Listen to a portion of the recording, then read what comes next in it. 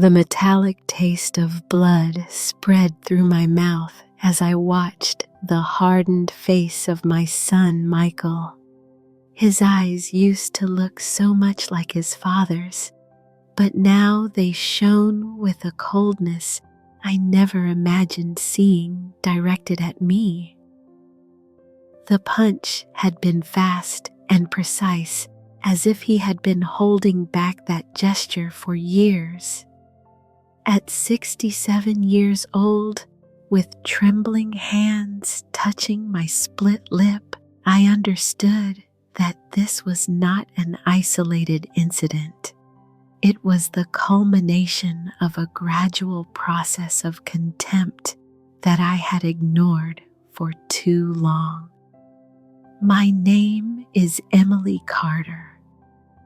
For 42 years, I taught literature at the State College, forming generations of young people in the analysis of great works where family betrayal was just a dramatic element of fiction. How ironic it is to become the protagonist of a story that I could well have analyzed with my students in class. That Sunday afternoon will remain etched in my memory with painful clarity. The sky looked especially blue, almost mocking what would happen under its mantle. The knocks on my door were firm and impatient. Upon opening, I found Michael with his wife Linda a few steps behind. Without waiting for an invitation, they entered the apartment that has been my home since I was widowed 11 years ago. "We are coming to take you to dinner at the Highland Stag," announced Michael while inspecting my living room with that evaluating look he had developed since he married Linda. It was not an invitation. It was an order, barely disguised as a filial gesture.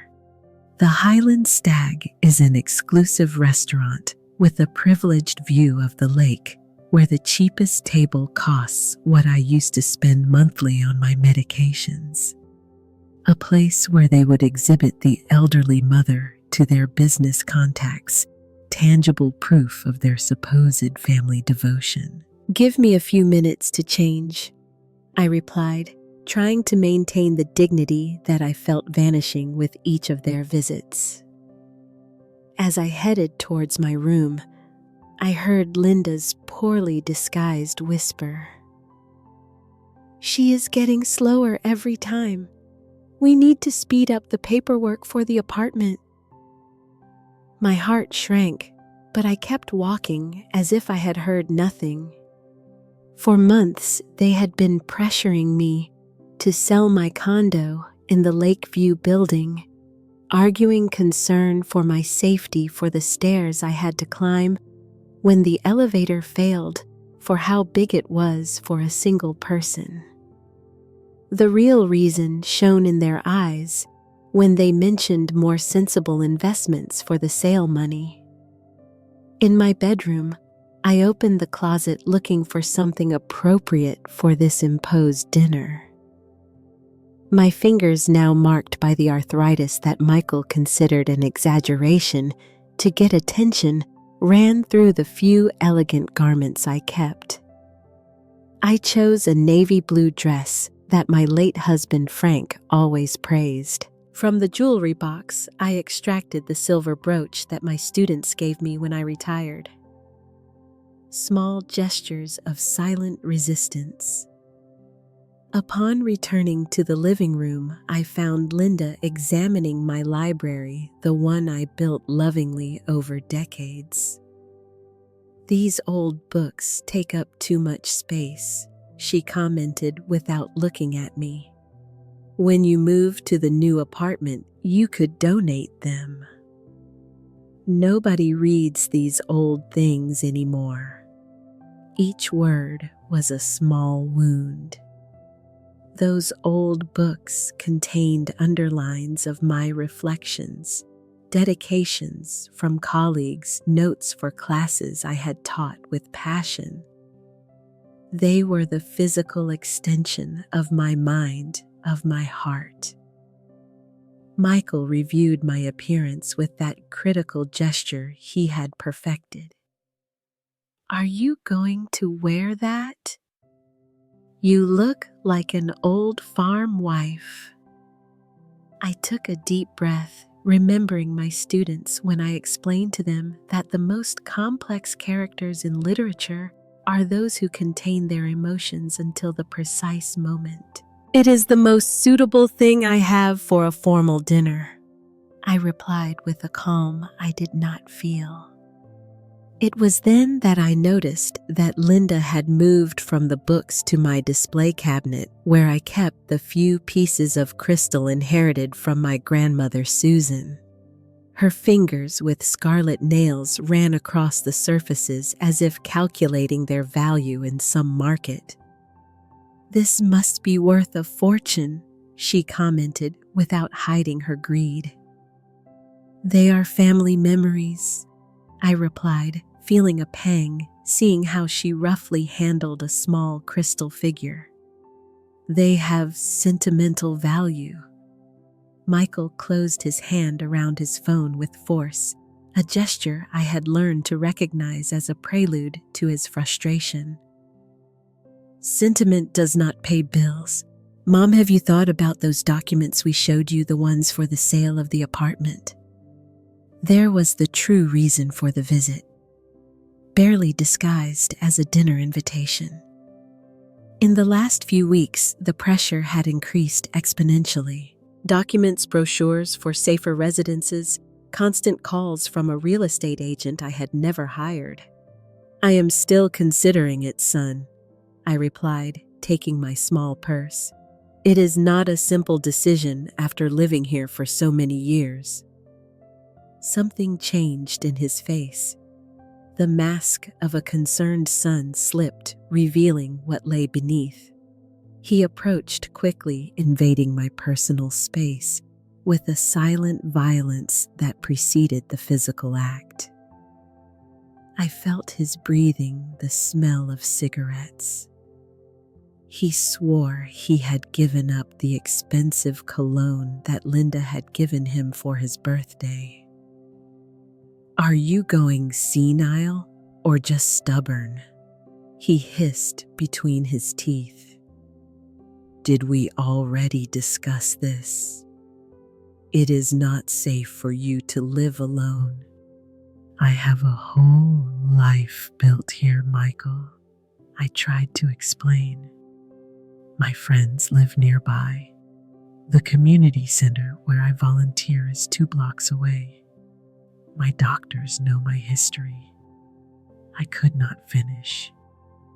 The movement was so fast that I barely registered his hand rising. I only felt the brutal impact of his knuckles against my lips, the sharp pain expanding like waves in water, the unmistakable taste of blood.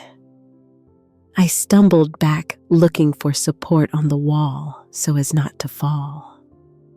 The physical pain was intense, but the emotional shock was overwhelming.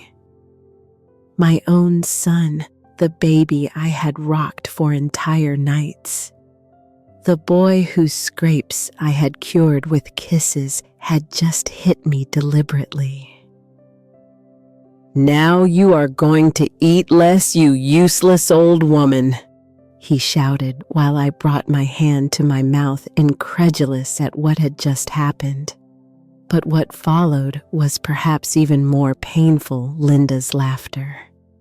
A high, cruel sound that resonated in my living room like an additional dagger. She did not even try to hide the pleasure my humiliation caused her. "You are exaggerating, Michael," she said between laughs. "But maybe that way she will understand once and for all." With trembling legs, I went to the bathroom to assess the damage. The mirror returned an image I would take time to forget. My split lower lip, a thread of blood descending down my chin and in my eyes. something I had not seen in decades. It was not just pain or fear. It was absolute clarity, as if all the small aggressions of the last few years finally formed a complete picture that I could no longer ignore. While I carefully cleaned the blood with a damp towel, I mentally reviewed the last few years. The derogatory comments disguised as jokes, the documents they tried to make me sign. The friends gradually pushed away the monitored calls, the surprise visits that seemed like inspections. Everything was part of a gradual strategy to isolate me, control me, reduce me to a source of resources for their ambitions. Yeah, blind eye wrapped in another towel over my throbbing lip, trying to reduce the inflammation that was already beginning to manifest. "Mom, we are running late," shouted Michael from the living room, as if nothing had happened, as if the blow was just an irrelevant parenthesis in our family dynamic. I recomposed my appearance as best I could, covering the mark of the blow with foundation makeup I kept for special occasions. My face in the mirror showed a different woman from the respected professor I was for decades. I stared at myself, recognizing in my eyes a determination I thought lost in some corner of my youth. "This ends today," I said to myself in a barely audible whisper while giving the last touch to my swollen lip. I returned to the living room with a serenity that disconcerted Michael. Perhaps he expected tears, pleas, or even for me to refuse to accompany them after what happened. His expression of surprise, seeing me ready to go out with my dignity intact, was worth every second of the throbbing pain in my mouth. "I am ready," I announced with a firm voice, taking my coat from the rack by the door. The ride in Michael's car passed in a dense silence, interrupted occasionally by Linda's trivial comments about the weather or traffic. From the back seat, I watched the back of my son's neck, wondering at what moment the sensitive boy who read stories with passion transformed into this man capable of hitting his own mother. It was gradual. There were signs I ignored, concentrated on my teaching work. Or was it Linda, with her excessive ambitions, who awakened this dark facet in him? The Highland Stag restaurant stood imposing in front of the lake, its windows reflecting the last lights of the sunset, an exclusive establishment where the high society of the city exhibited their purchasing power between glasses of very expensive wine and superficial conversations. As the valet took the keys to the vehicle, I noticed the evaluating look he directed at my navy blue dress, clearly considering me out of place in that pretentious environment. Smile. Mom ordered Michael between his teeth as we crossed the carved wooden doors. "The Montgomery are here, and I want to introduce you." I understood then the true purpose of this evening. The Montgomerys, an influential family in the local real estate sector, with whom Michael had been looking to close a deal for months. I was simply a prop and accessory in his theater of a devoted son taking care of his elderly mother. Rage boiled inside me, but I maintained the composure learned during years of facing classrooms full of restless teenagers. The maitre led us to a table near the fireplace where a middle-aged couple was waiting. The man with graying hair and an impeccable suit stood up seeing us approach. The woman with a pearl necklace that seemed to weigh more than her thin neck sketched a practiced smile. Robert Claudia let me introduce my mother. Emily Carter announced Michael with a pride so fake, it almost caused me a bitter laugh. She was a literature professor for 4 decades. "A pleasure," replied Robert Montgomery, shaking my hand. "Michael speaks wonders of you constantly." Another lie.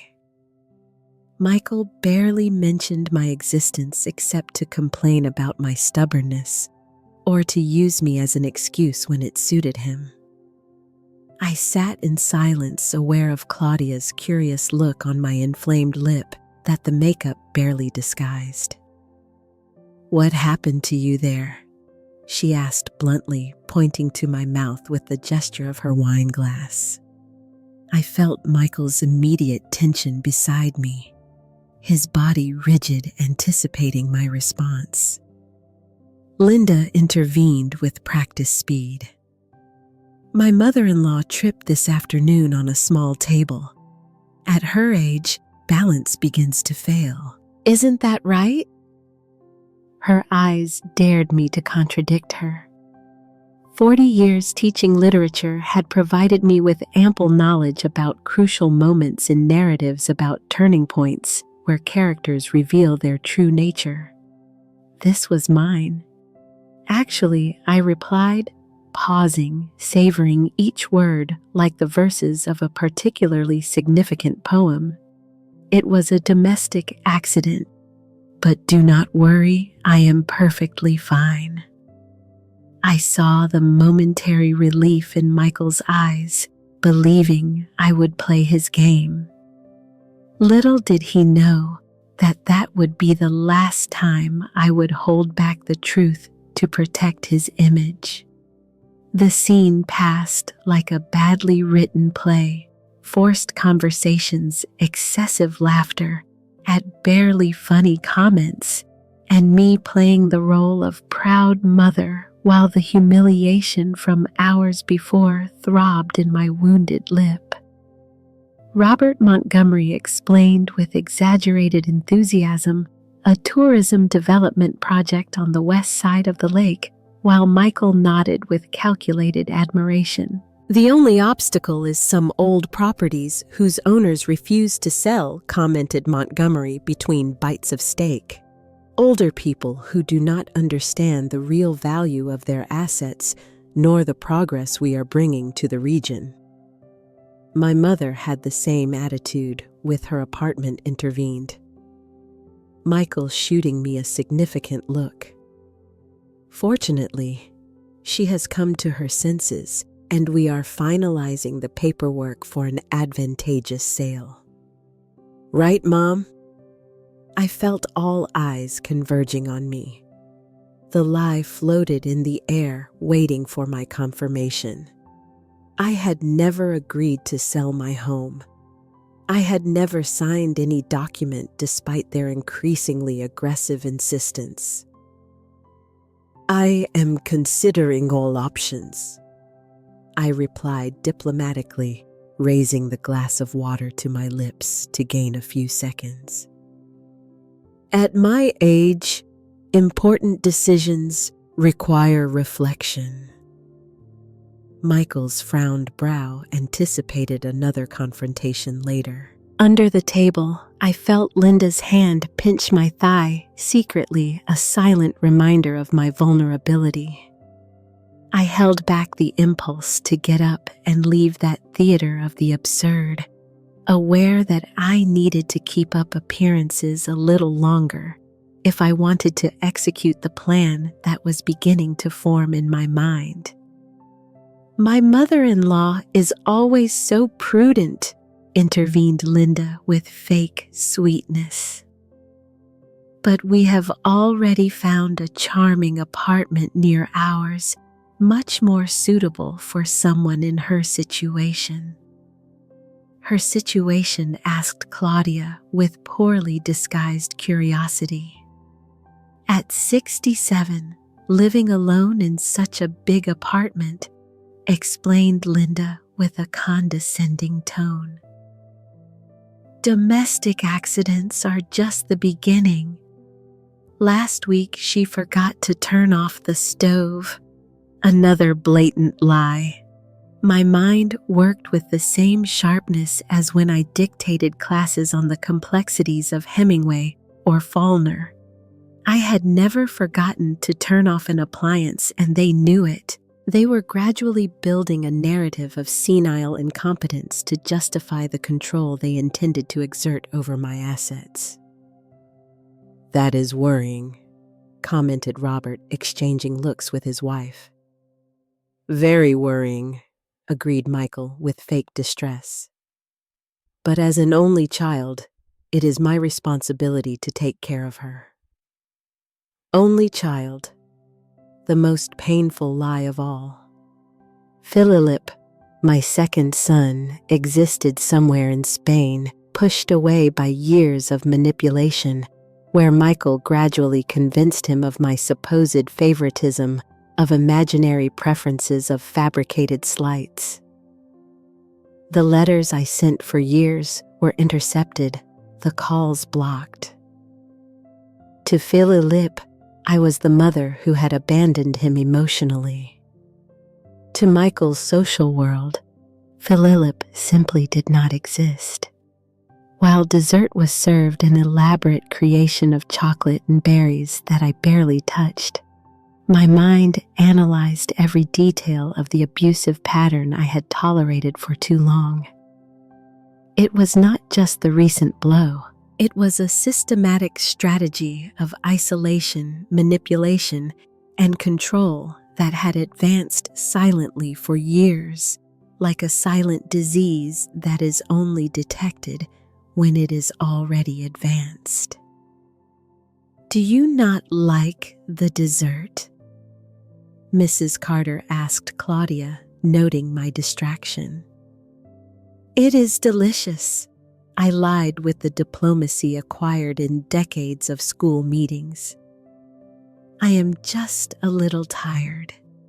"Age does not forgive," commented Linda with a poisonous smile. "She gets fatigued more easily every time. That is why we insist on the change of housing." The conversation drifted towards trivial anecdotes, while I watched the distorted reflection of my face in the dessert spoon. The respected professor, the educator who had inspired generations of students, reduced now to a problematic old woman whose will was an inconvenience for her son's ambitious plans. At the end of the evening, during the silent ride back to my apartment, I made an unshakable decision. That public humiliation would be the last. The blow on my mouth, still throbbing under the makeup, would not remain unpunished, nor become the first of a series. My professor's mind, accustomed to analyzing great works of literature, would now design my own story of liberation. When the car stopped in front of the Lakeview building, Michael turned off the engine and turned towards me with a severe expression. "I hope you understood the importance of cooperating, Mom." He pronounced each word like someone speaking to a difficult child. "The Montgomerys are crucial for my future." "I understand perfectly, son," I replied with a calm that seemed to disconcert him more than you imagine. "Tomorrow, the real estate agent will come with the final papers," added Linda from the passenger seat. "I hope we do not have another unpleasant scene." "There will be no scene," I assured, opening the vehicle door. "Good night." Closing the door behind me, I saw the expression of surprise on their faces. They expected resistance tears, perhaps even pleas. My serenity was more disturbing than any confrontation. In the solitude of my apartment, I observed carefully every corner of this space. They had tried to snatch from me the walls covered with bookshelves filled with underlined volumes, the framed photographs of my student groups over the years, the armchair where Frank used to read the newspaper every Sunday. This was not simply a property. It was the physical archive of my existence. I walked slowly towards the landline I rarely used, preferred over the mobile Michael had given me, and which I suspected he used to monitor my conversations. I dialed a number I had memorized years ago when the first signs of control began to manifest. "Martha," I said, when my neighbor and friend of decades answered, "I need your help. It has happened." Martha Robinson, a widow like me and former history teacher, understood immediately. For months, we had discussed the possibility of this moment, preparing for a scenario we hoped would never arrive. "I am coming over," she replied without needing more explanations. While I waited, I changed my formal dress for comfortable clothes and went to the bathroom to remove the makeup hiding the evidence of the blow. The mirror revealed the reddish mark beginning to acquire purple tones. Carefully, I took my mobile phone and photographed the wound from different angles, making sure the lighting clearly revealed the nature of the damage. The bell rang 15 minutes later. Martha entered hurriedly, panting slightly after climbing the stairs from her apartment on the lower floor. Her expression changed, seeing my face now clean of makeup. "My God, Emily," she whispered, approaching to examine my injured lip. "Was it Michael?" I nodded, feeling for the first time the full emotional weight of what happened. The tears I had held back for hours finally overflowed my eyes. "He hit me because I refused to sell the apartment," I explained between sobs shaking my body. "Then they took me to dinner with some business partners as if nothing had happened." Linda laughed when it happened. "Martha," she laughed. My friend hugged me tightly, her indignation palpable in the stiffness of her shoulders.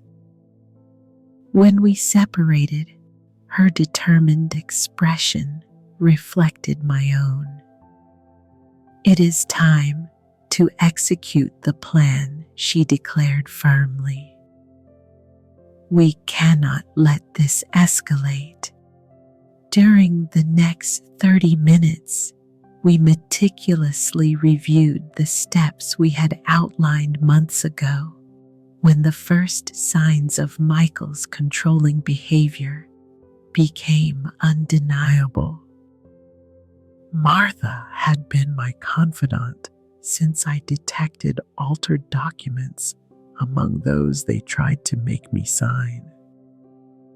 Since I noticed small sums disappearing from my bank accounts, since I perceived how they systematically put away my friend, tomorrow early we will visit Dr. Williams to document the injury medically indicated Martha consulting the list we had previously made. Then directly to Victoria Edwards' office. Victoria, a lawyer specializing in the rights of the elderly, had been a student of mine 20 years ago.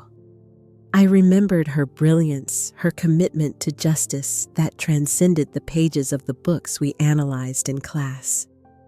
We also need to contact Philip Thor. Added thinking of my younger son pushed away by his brother's manipulations.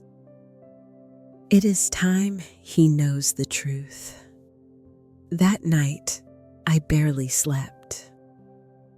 My lip throbbed with a pain that transcended the physical, reminding me with every beat of the deepest betrayal that can exist.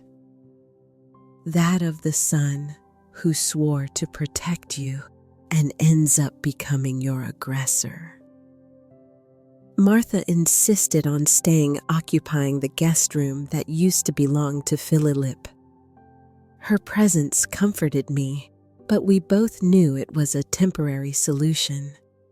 The true battle was just beginning. Dawn found me preparing coffee in the kitchen, watching the early light draw silhouettes on the mountains seen from my window. This view, this small daily pleasure, they also wanted to take from me. For the first time in months, I felt the fog of confusion they had created around me dissipate, revealing with crystal clarity the systematic manipulation to which they had subjected me. "Good morning," greeted Martha, entering the kitchen in her floral robe. "How is your lip?" "It hurts less than my pride," I replied, pouring coffee into 2 ceramic mugs I had acquired on a trip years ago. "But the pain reminds me why we must act now." At 8 o'clock sharp, we were in the waiting room of Dr. George Williams' office, a respected doctor who had been treating my blood pressure problems for years. The doctor, a man with kind eyes and gentle hands, barely contained his indignation examining my wound. "This is not a domestic accident, Emily," he affirmed, while meticulously photographing my lip from different angles.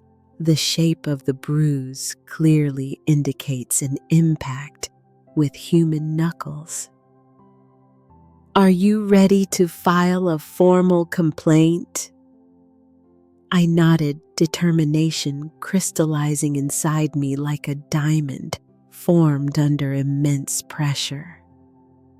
The doctor elaborated a detailed report, using precise medical terms, documenting not only the recent wound, but also my impeccable medical history, contradicting the allegations of cognitive deterioration Michael had begun to spread among acquaintances. "I will keep a copy in my personal file," assured Williams, handing me the sealed envelope in case they try to alter your official history. It would not be the first time I see relatives manipulating medical documentation to control assets of the elderly. With a medical report in my bag, Martha and I took a taxi towards downtown, our next stop. The elegant building where Victoria Edwards lived had her law firm specialized in elder law. Getting out of the vehicle, I noticed my hands trembling slightly. It was not fear. It was the anticipation of a radical change in my life. The receptionist, a young woman with thick-rimmed glasses, indicated for us to wait a few minutes. I observed the office walls decorated with diplomas and recognitions. Among them, I distinguished a framed photograph of Victoria's graduation 20 years ago. I appeared next to her, both smiling at the promise of a brilliant future she had fully honored. "Professor Carter," Victoria's warm voice interrupted my reminiscences. I looked up to meet my former student, now a 45-year-old woman with an impeccable suit and the same determined shine in her eyes I remembered from her university days. Or should I say, Emily, after so many years. "Victoria," I replied, getting up to greet her. Her expression changed immediately, noticing my injured lip. "Please, come into my office," she indicated with a professional tone that barely hid her concern. During the next hour, I recounted every detail of what happened. The blow, the humiliating scene, but also the systematic campaign of isolation that had preceded the physical incident. I explained how they had gradually limited my social contacts, monitored my calls, tried to control my finances under the pretext of helping me. Victoria listened attentively, taking detailed notes and occasionally asking incisive questions, revealing her deep understanding of the pattern of abuse against the elderly. "What you describe is a textbook case of economic and psychological violence that has escalated to physical violence," she explained when I finished my story. "Unfortunately, I see similar cases with increasing frequency. The good news is that we have legal tools to protect you." She unfolded before us a structured plan of action. First, a restraining order against Michael and Linda. Second, forensic review of my bank accounts to detect possible misappropriations. Third, invalidation of any document I might have signed under duress in recent months. "We also need to locate Philip," pointed out Victoria, reviewing her notes. "A testimony from him about how Michael deliberately kept him away from you would greatly strengthen our case. It has been years since I had real contact with him." I admitted feeling a pang of pain that exceeded that of my injured lip. Michael made him believe I rejected him, intercepted my letters, blocked my calls. "I have contacts in Europe who can help us locate him," offered Victoria. "Meanwhile, we need to meticulously document every interaction with Michael and Linda. Any call, visit, or message must be recorded." Leaving Victoria's office, I felt a contradictory mix of emotions. The weight of facing my own son, but also a strange feeling of liberation, finally recognizing the abusive nature of our relationship. For too long, I had normalized unacceptable behaviors, justifying them with excuses of work stress or misunderstandings on my part. "What will you do when Michael shows up this afternoon with the real estate agent?" and asked Martha as we walked to the bus stop. "I will follow Victoria's advice. Keep calm, sign absolutely nothing, and discreetly record the entire conversation," I replied, touching the small recording device the lawyer had provided me. Direct confrontation would only make things worse at this moment. Back in my apartment, Martha helped me organize important documents that had to be protected: deeds, bank statements, medical records. We digitized them and sent encrypted copies to the secure email Victoria had provided. We also prepared a small suitcase with essentials in case I needed to leave my home temporarily due to any escalation of violence. "You should stay with me for a few days," suggested Martha, as we sorted family photographs documenting the relationship with my children over the years, at least until the restraining order is in effect. "No, Martha," I replied firmly, holding an image where Philip, barely 5 years old, smiled, riding on his father's shoulders. "If I leave now, I would be ceding control over my home. Besides, I need to be here when the real estate agent arrives." The bell rang promptly at 4 o'clock in the afternoon. Martha withdrew discreetly to the guest room, prepared to intervene if necessary. I activated the recorder hidden in my vest pocket and opened the door with a neutral expression. Michael was there, accompanied by a man in a gray suit and briefcase, whom I assumed was the real estate agent. To my surprise, Linda was not with them. "Mom, meet Stephen Moore from Alpine Properties," announced Michael with a falsely jovial tone. His eyes deliberately avoided my injured lip. "He comes with the final documents for the sale." "Good afternoon," Mrs. Carter greeted the agent, shaking my hand with a rehearsed smile. "Your son has told me a lot about you." I invited them in with a mechanical courtesy, indicating they take a seat in the living room. I offered coffee, which Michael rejected with impatience, while the agent accepted politely. "Let's get to the point," interrupted Michael while I served the coffee. "The buyer is anxious to close the deal, and we need your signature today." The agent extracted several documents from his briefcase, spreading them on the coffee table.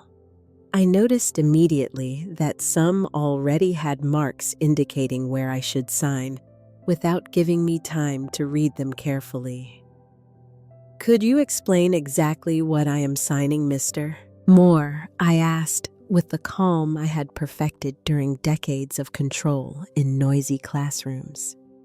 "Of course," replied the agent, slightly disconcerted by my question. "This is the purchase agreement for your condo. This other document authorizes the direct transfer of the money to a joint account with your son to facilitate management. And this last one is the rental contract for your new home at Pineview Care Home." "Pineview Care Home," I repeated, faking confusion. "I thought we had talked about an apartment near yours, Michael." My son shifted uncomfortably in the armchair. "The real estate market is very dynamic, Mom. This is the best option currently available."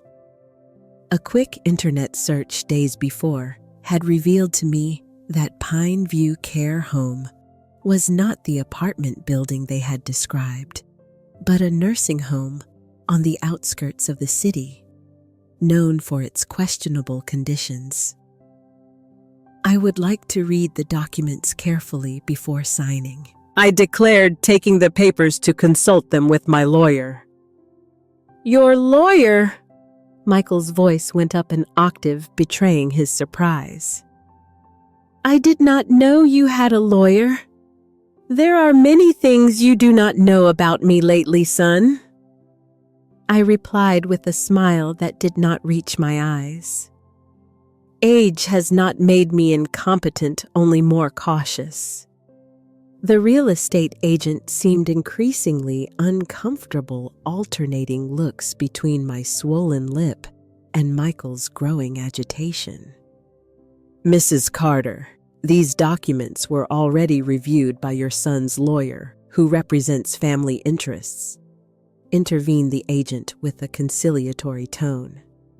"Everything is in legal order. Still, I insist on reviewing them personally." I maintained my position while taking a sip of coffee. Haste is never a good counselor in asset matters. Michael slammed his fist on the table, startling the real estate agent. The coffee in my cup spilled slightly onto the saucer. "Enough excuses, Mom," he exploded with the same threatening tone that had preceded the blow the day before. "Either you sign now, or I will take other measures." "What kind of measures?" "Michael," I asked, keeping my voice deliberately calm, aware of the recorder in my pocket. "The kind that left my lip like this yesterday." The silence that followed was dense, almost palpable. The real estate agent stared at my wound, suddenly understanding the situation he was in. I think we should reschedule this meeting," stammered Stephen Moore, hurriedly gathering the documents. "When we are all calmer, do not move," ordered Michael to the agent before turning to me with burning eyes. "You are inventing things. You fell yesterday, everyone knows it. Dr. Williams' medical report indicates otherwise," I replied without altering my tone, as well as the photographs taken immediately after the incident. The guest room door opened and Martha appeared on the threshold, her unexpected presence adding another level of bewilderment for Michael. "Mr. Moore," I addressed the agent, who seemed anxious to escape that situation, "I suggest you consult with your legal department before continuing to participate in this transaction. You could be facilitating a case of elder abuse and misappropriation of assets." The real estate agent paused, visibly looking at Michael as if seeing him for the first time. "I need to verify some details with the office," he murmured, getting up hurriedly. "I will contact you soon." Michael remained seated while the agent withdrew, his face a mask of barely contained fury. When the door closed behind Stephen Moore, he got up slowly, his figure projecting a threatening shadow over me. "You have no idea what you have done." He pronounced each word with a calm more terrifying than any scream. I thought I would make things easy for you, Mom, but I see you prefer the hard way. The only way I see is that of truth and justice," I replied, holding his gaze. "And that is never really the hardest in the long run. I hope you enjoy your little victory." He smiled coldly, heading towards the door because it will be the last. When he left, the silence in the apartment seemed to hum with residual tension. Martha approached, placing a comforting hand on my shoulder. "That was close," she commented while I deactivated the recorder. "For a moment, I thought he would assault you again." "He would not do it with witnesses present," I replied, mentally reviewing every moment of the confrontation. "Michael is calculating, not impulsive. Yesterday's blow was not a momentary loss of control. It was a deliberate decision to intimidate me. We sent the recording to Victoria immediately. Her response came in minutes. We had enough to request an urgent restraining order." She also informed me that her contacts in Europe had located Philip in Barcelona, where he worked as a computer engineer, and had left a message asking him to contact her. "Do you think Philip will answer?" asked Martha while we prepared a light dinner. "I do not know," I confessed, feeling the old wound of his absence. 3 years have passed since our last real contact. Michael has had plenty of time to completely poison our relationship. That night, trying to fall asleep, I reflected on how I had reached this situation. The signs were always there. The gradual control over my finances, the excessive worries about my health, the progressive social isolation, the manipulation to distance me from Philip. As a literature teacher, I had analyzed countless plots where characters fell into traps evident to readers, but invisible to their protagonists. The irony of becoming one of those characters was not lost on me. The phone rang at 7 the next morning. Victoria's voice sounded energized despite the early hour. "We have important news, Emily. she announced without preamble. Philip has responded. He wants to talk to you today, and there is more. Judge Davis has agreed to issue a provisional restraining order against Michael and Linda while we thoroughly investigate the case. For the first time in months, I felt the balance beginning to tip towards justice. The silent plan we had put in motion was bearing its first fruits, germinating a seed of hope in the arid soil of abuse and manipulation. My lips still hurt, but now that pain had transformed into a reminder of my own strength, not my vulnerability. The video call with Philip was scheduled for 11 in the morning. While I waited in front of my computer screen, a gift he had sent me from Barcelona 3 Christmases ago, I felt a lump in my throat. How would he react seeing my injured lip? Would he believe my version or the lies Michael had planted in his mind for years? The sound of the incoming call interrupted my thoughts. I breathed deeply and accepted the connection. The face of my youngest son appeared on the screen, thinner than I remembered, with a short beard he did not have in our last communication, and eyes reflecting painful caution. "Mom," he greeted with a contained voice, a mix of formality and repressed emotion. Philip the furry replied, feeling my voice break slightly. "What a joy to see you." There was a moment of awkward silence.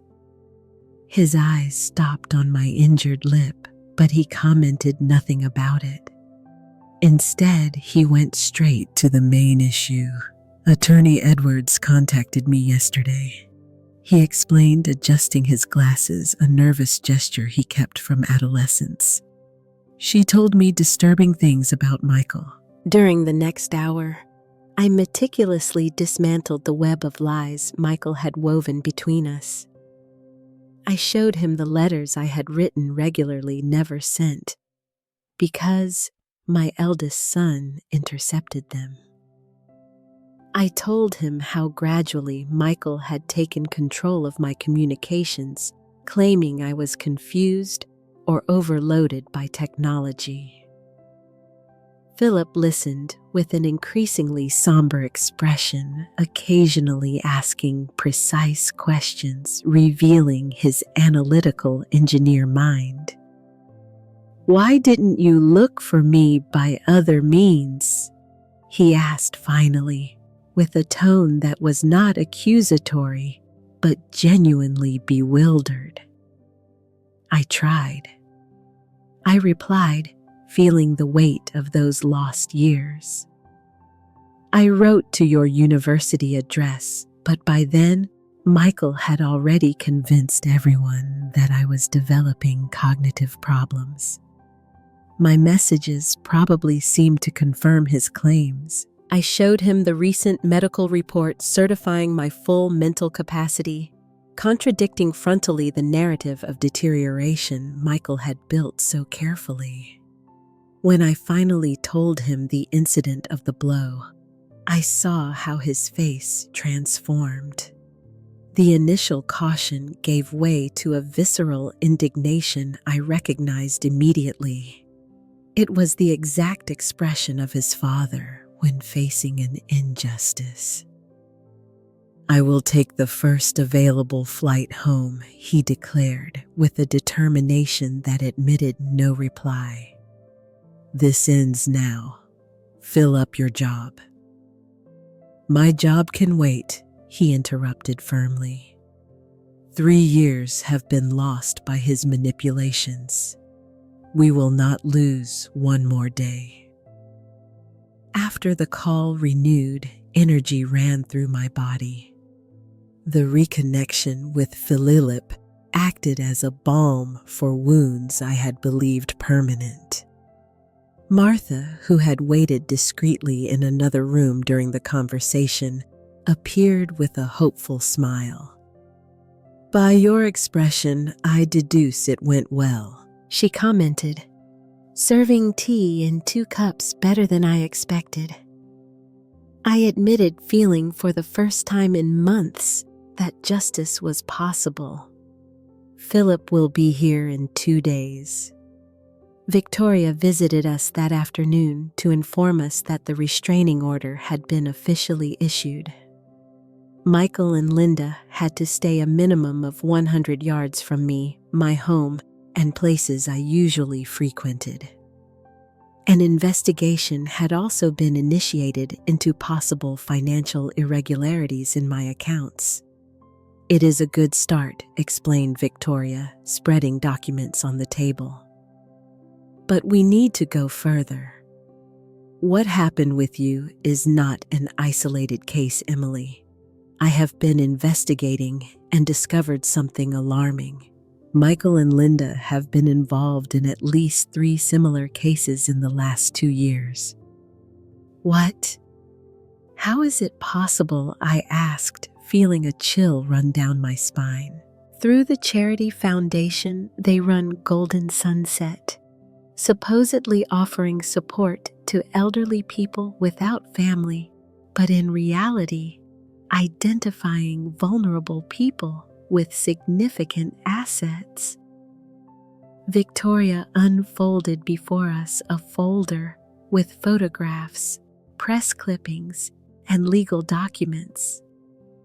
In them, Michael and Linda appeared smiling next to elderly people at various social events.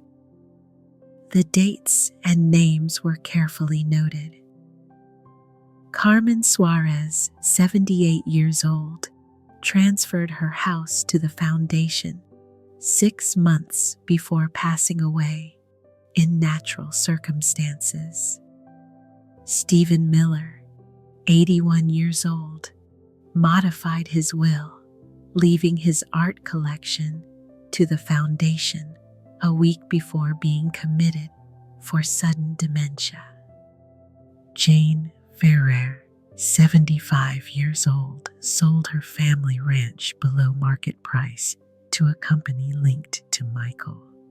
The pattern was undeniable and terrifying. My own son had developed a system to systematically take advantage of vulnerable elderly people, and I was nothing more than his next target. "This changes our strategy," declared Victoria, putting away the documents. "It is no longer just about protecting you, Emily. We have the opportunity to dismantle an entire criminal operation." "What do you propose exactly?" asked Martha, while I tried to process the magnitude of what we had just discovered.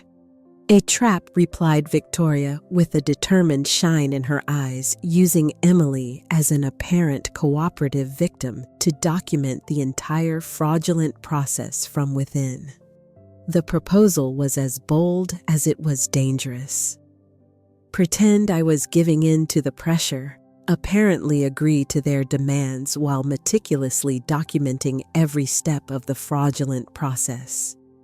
With irrefutable evidence, not only could we protect my assets, but also get justice for other past victims and prevent future abuses. "It is risky," admitted Victoria, "but we have advantages they do not know about. The restraining order, giving us time to prepare Philip's return, and most importantly, they completely underestimate your capacity, Emily." That night, while contemplating the starry sky from my balcony, I made a decision. Decades teaching literature had shown me that great stories of justice require courage and cunning in equal parts. The time had come to write my own chapter of resistance. The next 2 days passed in intense preparations. Teresa Pfizer, a social worker specialized in elderly cases, joined our team to advise us on security protocols and documentation. Dr. Williams provided additional medical reports certifying my full mental state, contradicting frontally any future allegation of incapacity. We discreetly installed security cameras in my apartment, especially in areas where important conversations could take place. Philip arrived promptly as promised, his face showing the fatigue of the long transatlantic flight, but with unbreakable determination. The hug we shared at the airport healed wounds I thought permanent. "You are exactly as I remembered you," he commented, examining my face with eyes shining with contained tears. "Except for this," he added gently, grazing my lip already in the process of healing. "Physical wounds heal fast," I replied, squeezing his hand. "It is the others that leave lasting marks." Back in my apartment, Philip carefully studied every document, every recording, every photograph. His technical training proved invaluable to organize the evidence chronologically and ensure its legal validity. "What they have done is systematic," he concluded after reviewing all the material. "They are not impulsive outbursts. It is a calculated strategy they have perfected with other victims. That is why we must be equally methodical in our response," intervened Victoria, who had met with us to finalize details of the plan. "The trap must be perfect. The strategy was defined in its minimum details. I would contact Michael, simulating regret for my stubborn behavior, suggesting I was reconsidering the sale of the apartment. Meanwhile, Philip would discreetly investigate the complete network of associates involved in the fraudulent scheme of the Golden Sunset Foundation. Teresa would establish contact with relatives of previous victims to build a stronger collective case. "The key is in the timing," explained Victoria, reviewing the schedule we had made. "We need Michael and Linda to feel safe to believe they have absolute control, so they reveal completely their intentions and methods." The next morning, following the agreed plan, I made the call to Michael from a new phone that Victoria had provided specifically for this purpose. "Michael." His voice sounded cautious, clearly surprised by my initiative to contact him after the restraining order.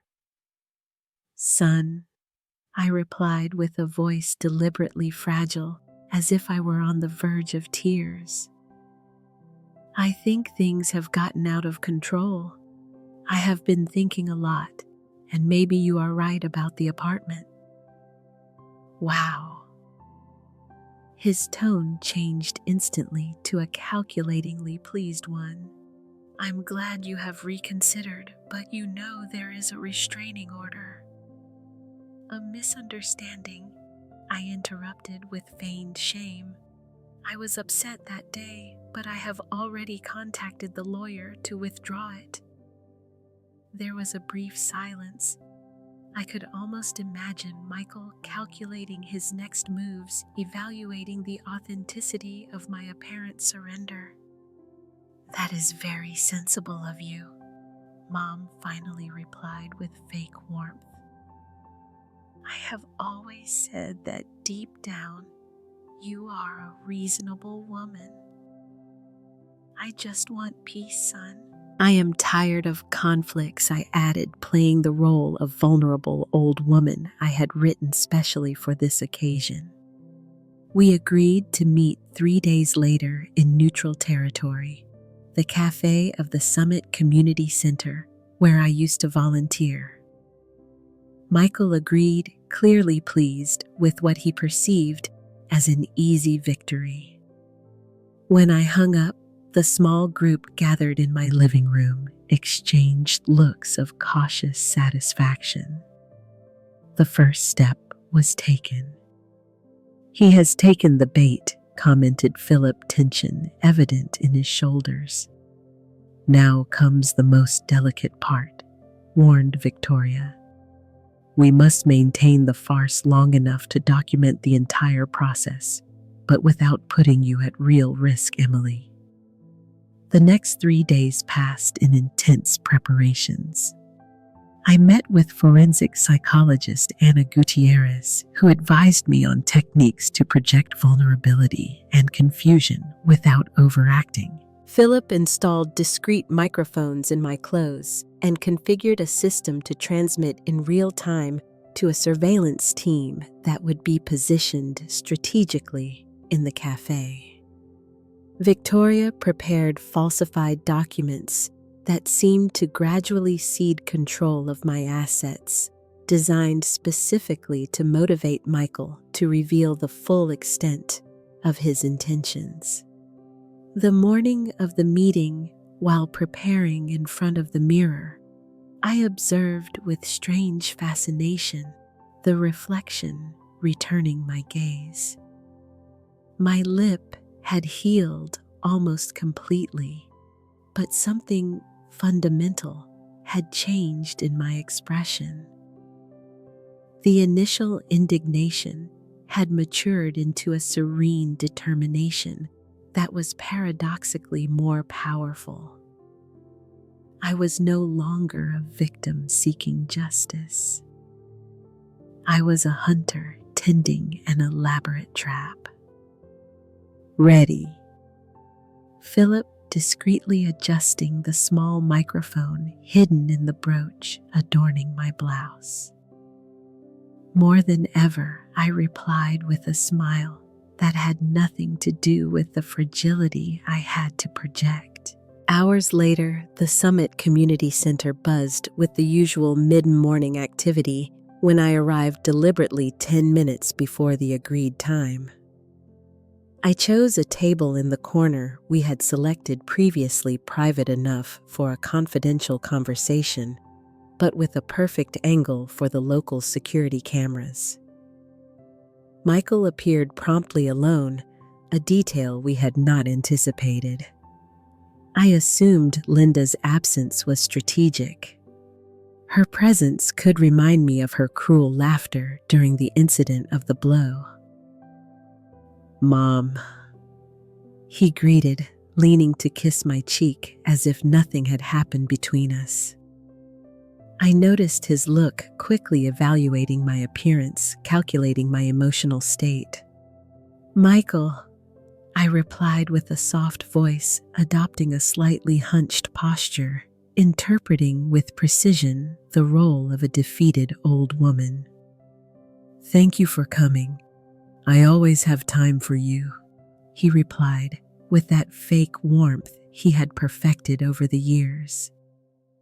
"I am glad you have reconsidered our conversation." During the next 20 minutes, I meticulously executed my part of the plan. I expressed confusion about recent events.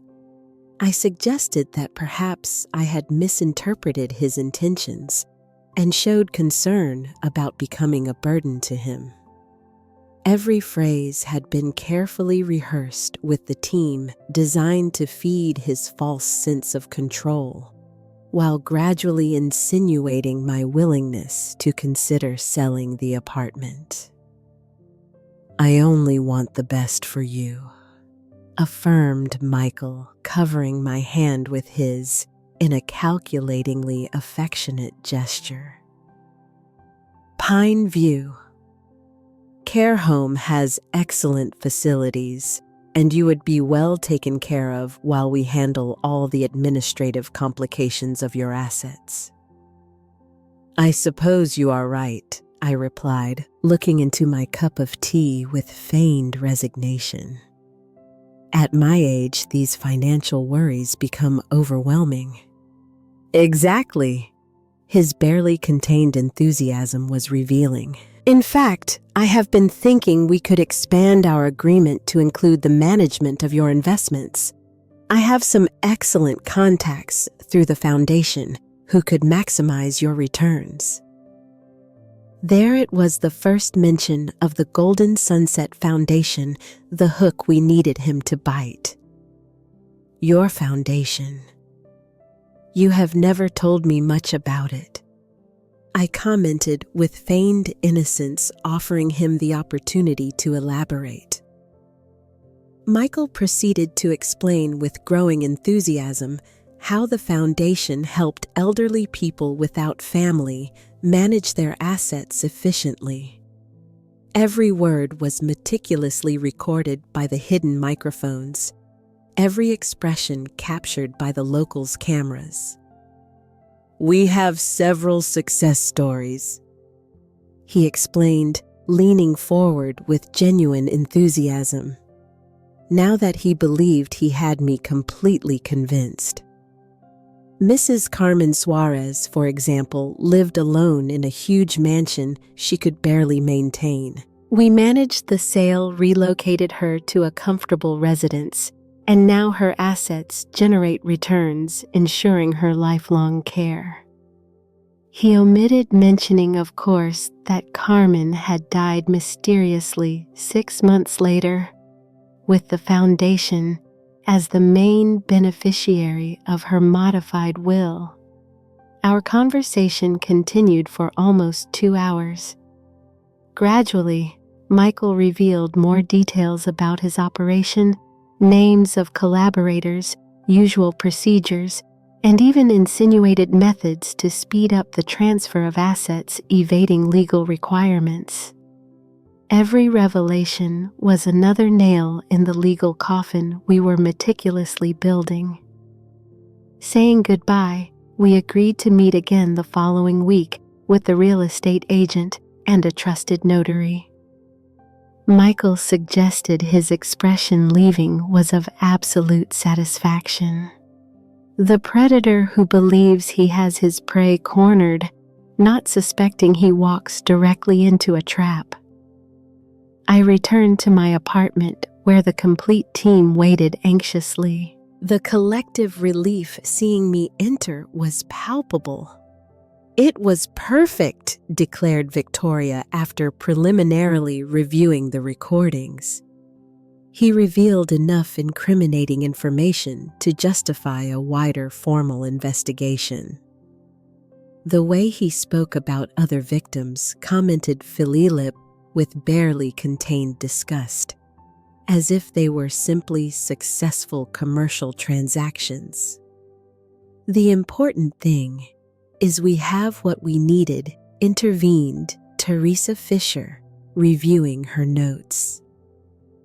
Now phase 2 of the plan begins. That night, while the others withdrew to continue working on different aspects of the strategy, I remained alone on my balcony, contemplating the lights of the city extending towards the lake. The trap was set, every gear working to perfection. Michael believed he had absolute control, exactly as we had planned, but this time it would be me laughing at the end.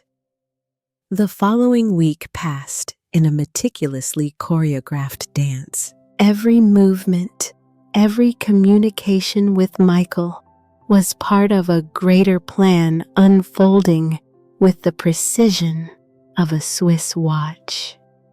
Victoria had secured the covert collaboration of a prosecutor specialized in economic crimes. Impressed by the preliminary evidence we had collected, Philip, using his computer skills, had managed to access digital records documenting suspicious transfers from the accounts of previous victims to shell companies linked to Michael and Linda. It is bigger than we imagined, explained my son, spreading complex diagrams on my kitchen table. His eyes showed a mix of indignation and professional amazement at the sophistication of the scheme. They have been operating systematically for almost 5 years, with branches in 3 different states. Teresa Pfizer had established contact with relatives of previous victims, discovering disturbingly similar patterns. Previously lucid elderly people who suddenly developed confusion. Inexplicable will modifications and asset transfers always benefiting directly or indirectly the Golden Sunset Foundation. My role in this elaborate scenario consisted of maintaining the facade of vulnerability and submission. 2 more phone calls with Michael, carefully monitored and recorded, reinforced his false sense of security. In every conversation, I showed greater willingness to cede control of my assets, faking a growing emotional dependence on him. I just want to be calm in my last year's son, I told him in our last phone communication, adding a slight tremor to my voice. I trust you will know how to manage everything better than me. Of course, Mom, he replied with that condescension that was now transparent to me like crystal. I have always had your best interests in mind. The decisive meeting was scheduled for the following Wednesday in my apartment. Michael insisted on this place, arguing I would feel more comfortable in my own space to sign the documents. In reality, we suspected he preferred a private environment away from possible external witnesses. The preparations for that day were exhaustive.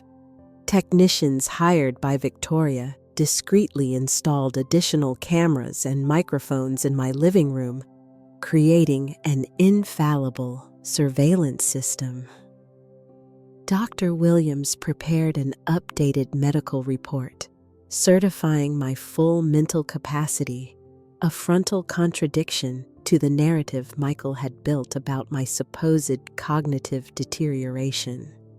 A support team, including 2 plainclothes police officers, would position themselves strategically in neighboring apartments, ready to intervene at any sign of danger.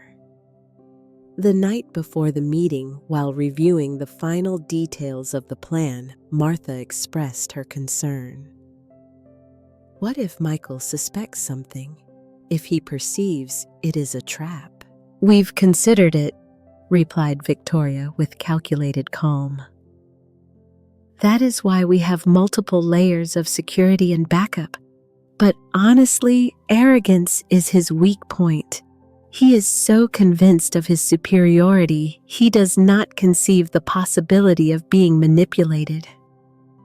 Philip nodded, adding, narcissists like him are predictable in their unpredictability. His ego does not allow him to imagine that anyone, especially a confused old woman, could outsmart him. That night, I slept surprisingly well, with the tranquility of one who has found clarity after the storm. My last reflection before closing my eyes was for Frank, my late husband. Tomorrow, justice will be done, my love. I whispered to his photograph on the nightstand, not only for me, but for all those who could not defend themselves. Wednesday morning dawned with an extraordinarily clear sky, as if nature itself wanted to witness clearly the events about to unfold. I dressed carefully in an outfit selected specifically for the occasion, a skirt and blouse in muted tones reinforcing the image of fragility I needed to project, complemented with the brooch hiding one of the main microphones. At 10 o'clock sharp, the building intercom announced Michael's arrival. He was accompanied, as expected, by Stephen Moore, the real estate agent, and by an unknown man I assumed was the trusted notary mentioned previously. To my surprise, Linda was also part of the group, a detail not contemplated in our predictions. Activating full protocol, whispered Philip, who would leave the apartment through the back door to join the surveillance team on the upper floor. Do not be nervous, Mom. We are with you at every moment. I am not nervous, I replied with genuine serenity. I am ready. When I opened the door, Michael's practiced smile received me like a poorly adjusted mask. He wore a dark formal suit clearly selected to project authority on this occasion. He considered his definitive victory. Mom, you look so good, he greeted with fake warmth, kissing my cheek, as if no violence existed between us. Let me introduce you to Alejandro Quintana, public notary, who will assist us today. The notary, a middle-aged man with an impassive expression, shook my hand briefly. His evaluating eyes ran over my figure, probably looking for signs of the confusion Michael would have mentioned previously. A pleasure, Mrs. Carter, he greeted with distant professionalism. Linda, for her part, barely disguised her impatience, examining my apartment with that calculating look I already knew too well. Her heels clicked on the wooden floor as she headed directly to my living room without waiting for an invitation. Beautiful day to make important decisions, right, Emily? She commented with that fake sweetness making my stomach turn. I invited them to take a seat in the living room, where a tray with coffee and cookies waited, prepared meticulously to maintain the appearance of domestic normality. Every cup, every plate, every napkin had been placed strategically, not to interfere with the angles of the hidden cameras. Before beginning, intervened the notary, spreading several documents on the table. I must verify that Mrs. Carter fully understands the nature of the agreement she will sign today. Of course she understands, replied Michael with barely contained impatience. We have discussed this extensively, right, Mom? I nodded with a deliberately docile expression, interpreting to perfection the role of submissive old woman we had rehearsed. The notary proceeded to explain in general terms the documents, intentionally using complex technical language that would be confusing for anyone without legal training. This first document transfers the ownership of the property to Alpine Investments, retaining a life estate for you, he explained, pointing to pages full of clauses in small print. The second establishes a trust for the management of your investments with your son as main administrator and secondary beneficiary. What the notary omitted mentioning, and which we had discovered thanks to Philip's investigation, was that Alpine Investments was a shell company indirectly controlled by Michael, and the trust included clauses allowing my accounts to be emptied in a matter of weeks. It sounds complicated, I commented, faking confusion watching the documents. They are standard procedures, Mom intervened Michael with a condescending tone, placing a pen in my hand. Trust me, it is the best for everyone. It was at that precise moment Linda made the mistake we were waiting for. Impatient to conclude the process, she leaned towards her husband and murmured in a low voice, but perfectly audible to the microphones. Hurry her up before she changes her mind like old Lady Ferrer. Jane Ferrer, the old woman who had sold her family ranch below market price, only to die mysteriously 2 months later. The name we needed them to mention, explicitly linking previous cases with my current situation. Excuse me, I said. Then, getting up slowly, I need a moment. My blood pressure medication. I will accompany you. Mom offered Michael immediately, clearly worried about leaving me alone in such a critical moment. It is not necessary, son, I replied with a reassuring smile. I know my own house. I headed towards the hallway where Philip had installed a small intercom hidden behind a painting. The agreed signal, 3 soft taps on the wall, the confirmation we had the necessary evidence to proceed with the final phase. Returning to the living room, I noticed Linda had taken advantage of my absence to examine my belongings more closely. Her fingers ran over the frame of a family photograph with that barely disguised greed she had shown from the beginning. What a charming photograph, she commented with fake admiration. Is it your late husband? What a shame he is not here to advise you in these important moments. The mention of Frank was like a signal. The moment had arrived. I sat down again, took the pen Michael offered me with growing impatience, and stared at the documents in front of me. Before signing, I said with a voice surprising everyone with its sudden firmness, I have a question, son. What question? Mom replied. Michael. Impatience barely contained in his tone. Did you plan for me to end up like Carmen Suarez and Jane Ferrer? A sepulchral silence fell over the room. Michael's expression, transforming from bewilderment to panic, was almost cinematic. Linda stood motionless, her hand still on the photo frame. The notary, clearly confused, looked alternatively at each person present. I do not know what you are talking about, stammered Michael, partially recovering composure. The medication must be confusing you again. I am perfectly lucid, I replied, getting up slowly. Lucid enough to understand that the Golden Sunset Foundation is nothing more than a facade to scam vulnerable elderly people. Enough to record every incriminating word you have pronounced in the last few weeks. Enough to set a trap you have bitten completely.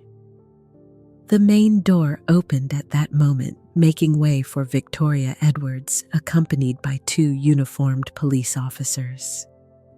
Through the side door appeared Philippe, along with Teresa Fisher and a man I recognized as Prosecutor Ramirez. Michael Carter and Linda Sotomayor pronounced formally, one of the officers, you are under arrest for crimes of aggravated fraud, extortion, falsification of public and private documents, and elder abuse. What followed was controlled chaos.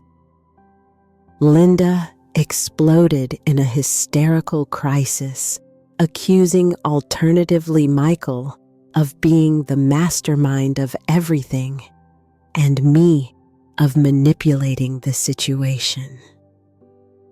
The notary, pale as paper, tried to explain he simply provided professional services without knowledge of the irregularities.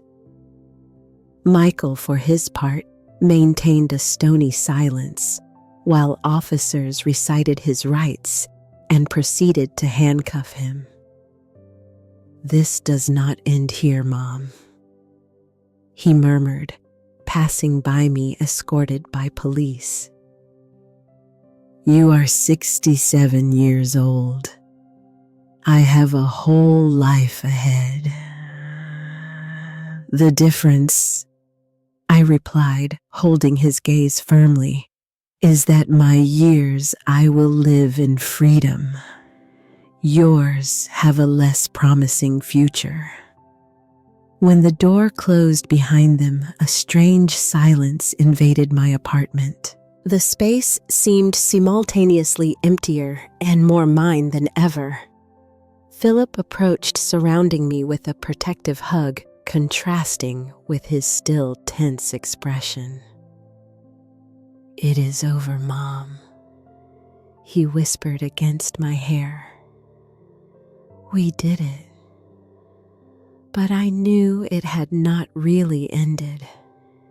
It was just the beginning of a complex legal process, extending for months, perhaps years, testimonies, hearings, possible trials.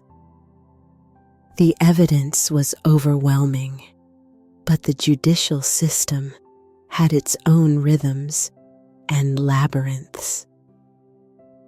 "It is not the end," I replied, separating gently to look at each person in the room. My recovered son, my loyal friend, the brilliant lawyer, the committed social worker. It is the beginning of something different, something important. The following weeks passed in a whirlwind of legal and media activity. The case attracted public attention, especially when the investigation revealed the full extent of the fraudulent network operated by Michael and Linda. Other victims and relatives began to come forward, confirming identical patterns of manipulation and abuse. The Golden Sunset Foundation was judicially intervened, its accounts frozen, its files minutely examined by forensic auditors. A month after the arrests, while having coffee with Martha on my balcony, contemplating the lake, an idea began to crystallize in my mind. "You know what is most painful about all this?" I commented, watching the steam rising from my cup. "It is not the personal betrayal. It is knowing there are so many elderly people in vulnerable situations without the tools or support to defend themselves. You have been thinking about that a lot lately, haven't you?" replied Martha, who knew me too well. "I have been thinking about transforming this experience into something constructive," I admitted. "What if we used part of the compensation I will eventually receive to create a true foundation, one that really protects the elderly from the kind of abuse I suffered?" The idea gained shape and substance during the following weeks. Philip, who had decided to stay indefinitely in the country, contributed his technical vision to create early warning and monitoring systems. Victoria offered pro bono legal advice. Teresa Fisher got excited about the possibility of developing specialized intervention protocols. 3 months after that decisive Wednesday, while Michael and Linda awaited trial in preventive detention, we officially registered the Sunrise Foundation for the Elderly. Our first case, a 73-year-old lady whose nephews tried to declare incompetent through fraudulent medical certificates. The day of the official inauguration of our small office downtown, I contemplated the diverse group of people gathered there. Committed professionals, enthusiastic volunteers, dignified elderly people. My gaze stopped on a framed photograph we had hung on the main wall. Frank and I on our 40th anniversary, smiling with the accumulated wisdom of shared decades. "He would be proud," commented Philip, following the direction of my gaze, "of your courage, of your resilience, of how you transformed something so painful into a project helping so many." "You know," I replied, observing the small crowd celebrating this new beginning during decades. I taught my students about literary characters finding redemption through suffering, transforming pain into purpose. I never imagined at 67 I would become the protagonist of my own story of transformation. The scar on my lip had disappeared almost completely, but its invisible trace remained as a reminder. Sometimes the most painful wounds lead us to the most necessary paths. The blow Michael gave me that afternoon not only broke the last thread of respect between us, it also shattered the invisible chains keeping me captive in a relationship based on manipulation and fear. A toast proposed Victoria, approaching with glasses of champagne for our small founding group. To new beginnings, suggested Teresa, raising her glass to justice, added Philip, determination shining in his eyes, to dignity at every stage of life. I completed feeling finally the fragmented pieces of my existence, finding a new order, more authentic and powerful than the previous one. While the sun began its descent over the lake, dyeing the sky golden and violet hues, I understood with absolute clarity. My story did not end with a punch in the mouth, nor with the arrest of my son. It continued with every elderly person we would protect, with every family we would guide, with every abuser we would stop. At 67, when many consider life begins to close, I had discovered a new chapter, a new mission. And this time, I held firmly the pen, writing every page. My life changed forever that afternoon when I felt the metallic taste of blood in my mouth after the blow from my own son.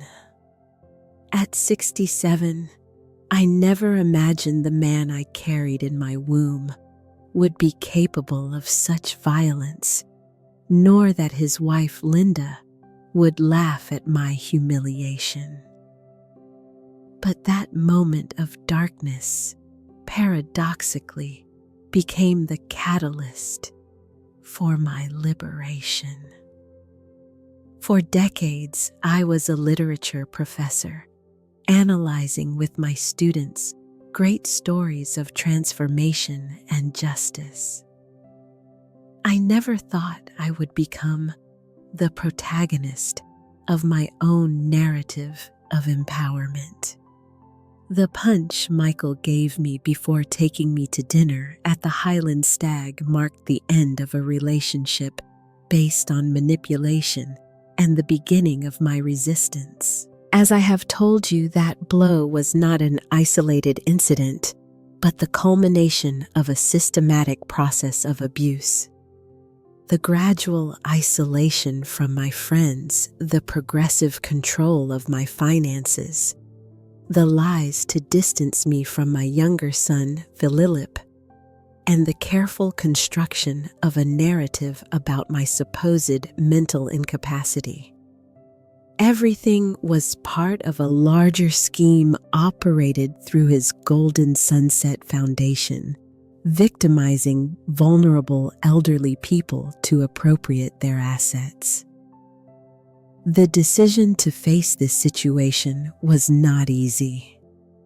It required courage to recognize the abuse, cunning to document it, and determination to execute a meticulous plan. With the invaluable help of my friend Martha, attorney, Victoria Edwards, social worker, Teresa Fisher, and my son Philip, recovered after years of artificial separation. We built a perfect trap to expose not only my particular case, but the entire criminal network Michael and Linda had established. I feigned submission, appeared confused, allowed them to believe they had absolute control. While every incriminating word was carefully documented, justice arrived that decisive Wednesday when, surrounded by authorities and committed professionals, I confronted my abusers directly. Seeing Michael handcuffed, finally understanding he had been outsmarted at his own game, was a victory not only personal, but collective. But my story did not end with his arrest. From the ashes of this painful experience, something luminous was born, the Sunrise Foundation for the Elderly. A genuine project dedicated to protecting and empowering elderly people in vulnerable situations. I transformed my pain into purpose, my humiliation into restored dignity, my silence into amplified voice for those who still cannot speak. Today, every time I receive a new elderly person in our foundation, I recognize in their eyes the same fear and confusion that once inhabited mine. Every time we successfully intervene in a case of abuse, I feel the blow I received was not in vain. It has acquired a transcendent meaning, far exceeding the physical pain it caused me. If my story has resonated with you, if it has moved you, or perhaps even identified with some aspect of this experience, I ask you not to let it end here. The channel Elderly Stories exists precisely to give voice to stories like mine. Real testimonies of people who have faced adversity and found unexpected paths towards redemption and justice. Subscribe right now to Elderly Stories. Each subscription is not simply a number in a statistic. It is a powerful declaration that these stories deserve to be told, heard, and amplified. It is your way of saying to other possible victims, you are not alone. We are here. We believe you. I also invite you to explore other videos on the channel, where you will find equally powerful stories of overcoming and resistance. Some stories end like mine, with tangible justice. Others represent ongoing struggles, testimonies of daily courage, rarely receiving public recognition. All deserve your 5 minutes of attention. The comments you leave under each video are not words lost in the digital void. They are bridges built towards other people who might be living similar situations at this precise moment. Your experience, your reflections, even your questions can become the light guiding someone else towards their own liberation. What would you do in my situation? Do you know someone who might be facing similar abuse? What alarm signals did you identify in my story? Share your thoughts. Every like on our videos helps these stories reach more people, expanding the circle of awareness and support we are building. A simple click can literally save lives, increasing the visibility of these crucial testimonies. I must be transparent with you. Keeping this channel active, producing quality content, respecting the dignity of every story shared, requires resources. If our work seems valuable to you, if you believe in the importance of these narratives, consider supporting us through thanks. This function allows small donations, helping us cover production costs, research, and in some cases, direct support to people bravely sharing their experiences with us. Your contribution through thanks allows us to continue bringing daily content, expanding our reach to more communities, and developing educational resources for elder abuse prevention. It is not an exaggeration to say every dollar donated translates directly into protection for vulnerable people. When I decided to share my story publicly, I did it with a clear objective that no other person had to clean blood from their lips in solitude and shame as I did that afternoon. That no other elderly person had to choose between dignity and security, between assets and family love. From what part of the world are you watching us? Have you witnessed similar situations in your environment? I invite you to share your local reality in the comments. Abuse against the elderly knows no geographic borders, but its specific manifestations and potential solutions can vary significantly between different cultural contexts. This video required weeks of preparation.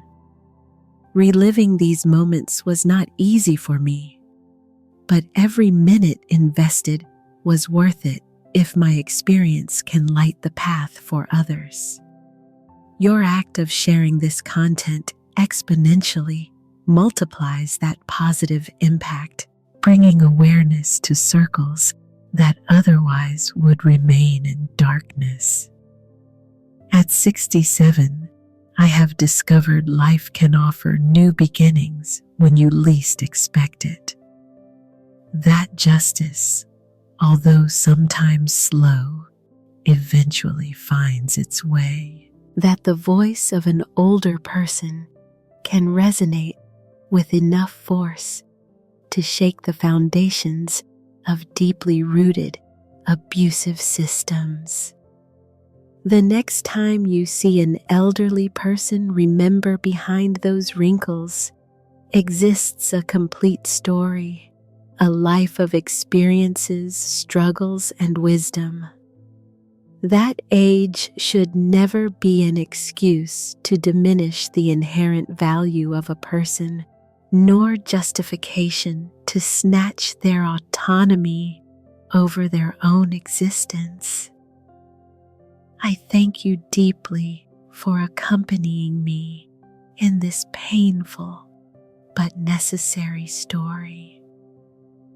If you have reached this point, you have already demonstrated empathy.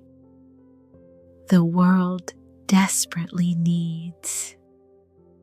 Now I ask you to transform that empathy into concrete action. Subscribe to Elderly Stories. Leave your comment. Share this video with whoever might need it. And if it is within your possibilities, support us with a thanks. The punch I received that afternoon did not define me. What defines me is how I responded to it. How I transformed that violence into a movement of protection and dignification. I invite you to be part of this transformation, to join our community of resistance and hope. I, Emily Carter, extend my hand with the certainty that together we can build a world where aging with dignity is a guaranteed right, not a privilege to defend with punches. I wait for you in the next video of Elderly Stories, where we will continue giving voice to those society attempts to silence.